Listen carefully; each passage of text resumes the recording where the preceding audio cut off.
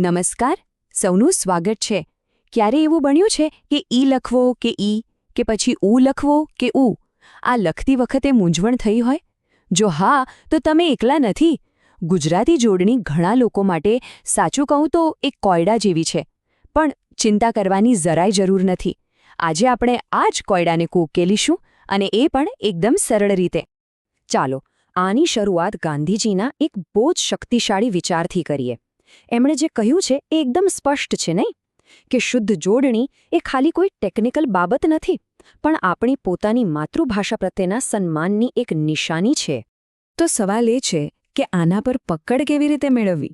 શું આપણે બધા જ નિયમો ગોખવા પડશે, કે પછી કોઈ એવી સરળ રીત છે જેનાથી મોટાભાગની ભૂલો આપોઆપ ટળી જાય? તો જવાબ છે હા, એકદમ સરળ રસ્તો છે. અને આજે આપણે જે વાત કરવાના છીએ ને, એનું મુખ્ય વચન જ એ છે કે અમુક મુખ્ય સિદ્ધાંતો જો સમજી લઈએ તો આપણી લગભગ 80% જેટલી સામાન્ય જોડણીની ભૂલો દૂર થઈ શકે છે. ચાલો જોઈએ કેવી રીતે. આપણી આખી સફરને આપણે 5 ભાગમાં વહેંચી છે.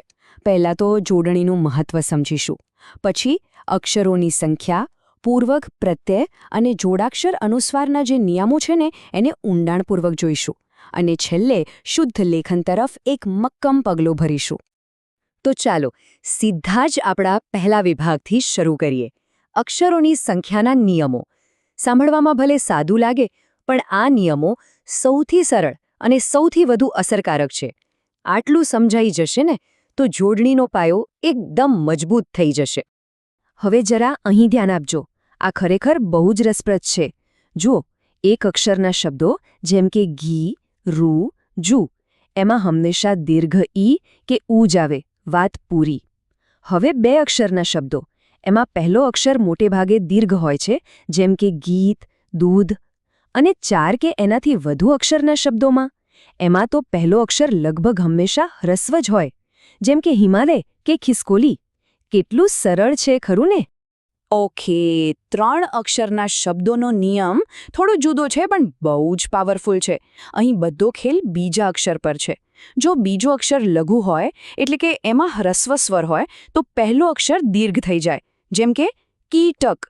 એમાં ટ લઘુ છે, એટલે કી દીર્ઘ છે. અને જો બીજો અક્ષર ગુરુ હોય, મતલબ કે દીર્ઘ સ્વરવાળો, તો પહેલો અક્ષર હ્રસ્વ થઈ જશે, જેમ કે ઇનામમાં ના ગુરુ છે, એટલે ઈ હ્રસ્વ છે. ચાલો, હવે આગળ વધીએ. હવે આપણે શબ્દોના એવા નાના ટુકડાઓ વિશે વાત કરીશું જે બીજા શબ્દોની આગળ કે પાછળ લાગે છે, એટલે કે પૂર્વક અને પ્રત્યય. આના નિયમો પણ એકદમ સીધા અને સરળ છે. અહીં જુઓ, કેટલાક સામાન્ય પૂર્વકો આપેલા છે: અતિ, અધિ, અનુ, સુ, કુ. આમાં યાદ રાખવાની મુખ્ય વાત એ છે કે આ બધા જ પૂર્વકો હંમેશા હ્રસ્વ ઈ અથવા હ્રસ્વ ઉથી જ લખાય છે. એટલે આનાથી શરૂ થતા કોઈ પણ શબ્દની શરૂઆત હંમેશા હ્રસ્વ સ્વરથી જ થશે, જેમ કે અધિકારી, અનુભવ, સુવિચાર. સિમ્પલ. અને હવે આવીએ શબ્દના અંત પર. જો કોઈ શબ્દના છેડે એક કે ઇત જેવો પ્રત્યય લાગે તો એમાં હંમેશા હ્રસ્વ ઈ જ આવે, જેમ કે સામાજિક કે લિખિત. પણ જો શબ્દના છેડે ઈય કે અનીય પ્રત્યય આવે તો એમાં પાછો દીર્ઘ ઈ આવશે, જેમ કે ભારતીય કે માનનીય. આ નિયમ ઘણા બધા શબ્દોમાં કામ લાગે છે. સારું, હવે આપણે ગુજરાતી જોડણીના 2 સૌથી ગૂંચવણભર્યા પણ એટલા જ મહત્વના પાસાઓ તરફ જઈ રહ્યા છે: જોડાક્ષર અને અનુસ્વાર.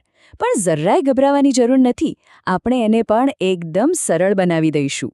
અત્યારે આપણી સ્ક્રીન પર વ્યાકરણના એક પ્રમાણભૂત પુસ્તકનું પાનું છે, જે જોડાક્ષરના નિયમને સ્પષ્ટપણે સમજાવે છે. આ બસ એ વાતની ખાતરી કરવા માટે છે કે આપણે જે નિયમો શીખી રહ્યા છે એ એકદમ પાક્કા અને અધિકૃત છે. તો ચાલો આ નિયમને વિગતમાં સમજીએ. તો નિયમ એકદમ સીધો છે.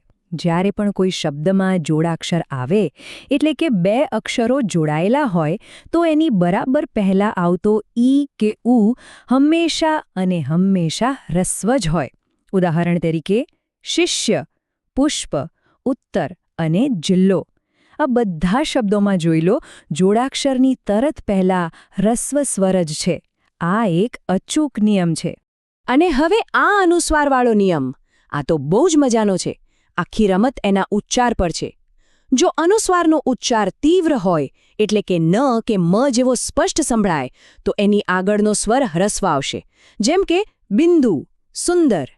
પણ જો ઉચ્ચાર એકદમ કોમળ હોય, આમ નાકમાંથી હળવો આવતો હોય, તો એની આગળનો સ્વર દીર્ઘ આવશે, જેમ કે ભીંત, ઊંઘ.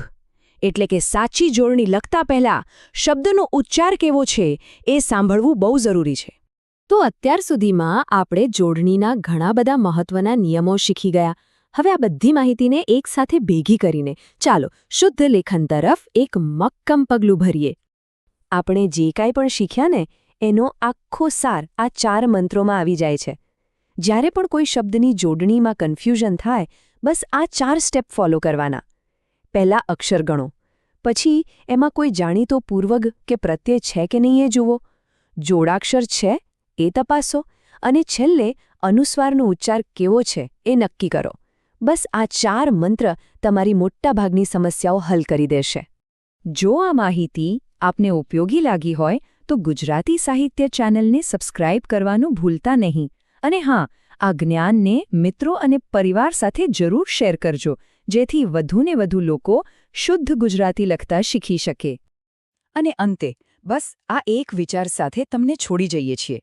જ્યારે આપણે શુદ્ધ લખીએ છીએ ત્યારે એ માત્ર ભાષાની શુદ્ધતા નથી બતાવતું, પણ આપણા વિચારો કેટલા સ્પષ્ટ છે એને પણ પ્રતિબિંબિત કરે છે. આના પર વિચાર જરૂર કરજો. ફરી મળીશું.